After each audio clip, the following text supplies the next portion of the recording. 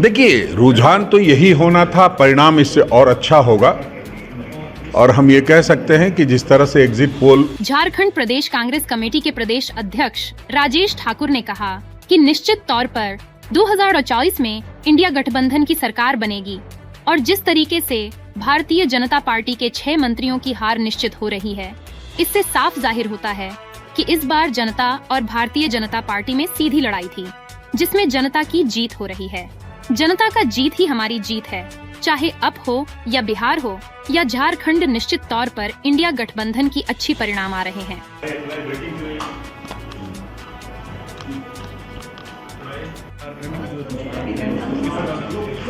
देखिए, रुझान तो यही होना था, परिणाम इससे और अच्छा होगा। और हम ये कह सकते हैं कि जिस तरह से एग्जिट पोल रुझान दिखा रहा था, वो पूरी तरह से अब एग्जिट हो गया है और एग्जिट पोल जो हुआ है उसका परिणाम अब सामने दिखाई देने लगा है। और जिस तरह से यहाँ झारखंड में बाबूलाल मरांडी जी 14-14 कर रहे थे, वो अब 7 पे दिखाई दे रहे हैं।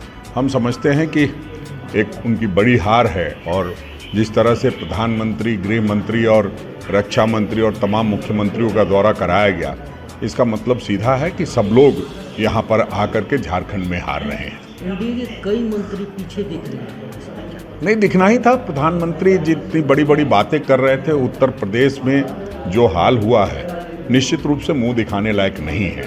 कहने के लिए कुछ भी आ जाए, लेकिन सच्चाई ये है कि केंद्र सरकार के से लोग नाराज़ थे और केंद्र सरकार के जो तमाम मंत्री लड़ रहे थे और जो बरबोले मंत्री थे, उन सबको विशेष रूप से उनकी हार हो रही है। देखिए, हम लोग तो मुद्दे की लड़ाई लड़ रहे थे और हमारे नेता आदरणीय राहुल गांधी जी, मल्लिकार्जुन खड़गे जी और सोनिया गांधी जी ने जो एक न्याय पत्र बनाया था, आदरणीय राहुल गांधी जी ने भारत जोड़ो न्याय यात्रा के माध्यम से लोगों की समस्याएं सुनी थी। न्याय पत्र में 5 न्याय की बात की थी, 25 गारंटी की बात की थी। लोगों ने इस पर विश्वास जताया है और सहमति दी है।